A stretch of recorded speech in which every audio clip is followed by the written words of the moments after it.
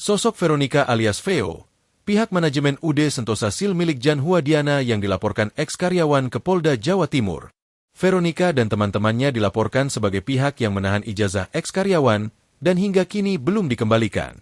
Pengacara eks-karyawan UD Sentosa Sil, Edi Tarigan mengatakan, kliennya dijebak dengan klausul perjanjian tidak tertulis bahwa pelamar kerja yang telah diterima sebagai karyawan di perusahaan tersebut bakal ditawarkan dua jenis pilihan perjanjian. Perjanjian pertama, menjaminkan uang sekitar 2 juta rupiah, dengan kemudahan proses penerimaan kerja tanpa harus menyerahkan ijazah sebagai jaminan. Perjanjian kedua, menjaminkan lembar ijazah asli tanpa harus menyetorkan uang sekitar 2 juta rupiah. Namun, tambah Tarigan, gaji si karyawan bakal dipotong sebanyak sekitar 1 juta rupiah setiap bulannya. Pemotongan gaji klien kami, ada bukti, dilakukan setiap bulan. Mas DSP, eks-karyawan, bayaran 1 minggu Rp400.000. Meskipun setelah dipotong di awal, sampai sekarang ijazahnya belum diambil, ujarnya di depan gedung SPKT Mapolda Jatim pada Senin. Pihak terlapor Veronica dan teman-temannya yang merupakan manajemen, mengaku sebagai HRD atau yang bertanggung jawab atas proses rekrutmen karyawan. Pihak ini juga yang menyita ijazah asli si pelamar kerja sebagai jaminan. Mengapa saya sebut dan kawan-kawan? Karena yang bertanda tangan adalah Veo. Yang ada ditulis di bawah adalah Veo. Pasal yang kami persangkakan adalah pasal 372 tentang penggelapan, ijazah dan barang yang dimiliki klien kami, pungkasnya. Sosok Veronica muncul saat Wakil Menteri Tenaga Kerja, Wamenaker, Immanuel Ebenezer dan Wakil Wali Kota Surabaya Armuji menyidak UD Sentosa Sil pada Kamis, 16 April 2025. Awalnya, seorang eks-karyawan yang hadir di pertemuan itu mengaku ijazahnya ditahan oleh Vero.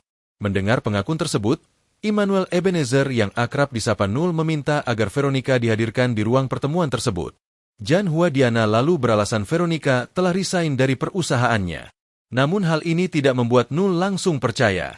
Dia meminta petugasnya untuk mencari keberadaan Vero di sekitar lokasi perusahaan. Ternyata, Vero ada di ruangan lain di perusahaan itu. Vero pun dihadirkan di pertemuan tersebut. Hal ini sempat membuat Nul dan Armuji naik pitam, karena merasa telah dibohongi Diana. Melihat hal ini, Diana kembali berkilah. Dia beralasan Vero sudah resign, tapi masih diperbolehkan berkunjung ke perusahaan. Pak, kalau Veronicanya sudah resign, gak boleh main-main ke sini. Boleh kan? Elaknya. Diana juga tetap ngotot tidak mengetahui soal penahanan ijazah tersebut. Saya sudah ngomong, dia, Vero, sudah resign. Saya gak mau melibatkan pihak lain, jawab Diana. Sama halnya dengan Diana, Veronica yang ditanya juga memilih aman dengan menyebut tidak memiliki wewenang untuk menjawab soal ijazah karyawan. Karena Diana dan Vero terus ngeyel, Nul akhirnya menyanggupi membayar ijazah yang ditahan itu dengan uangnya, namun Diana dan Vero tak bergeming. Keduanya bersikukuh tak ada penahanan ijazah.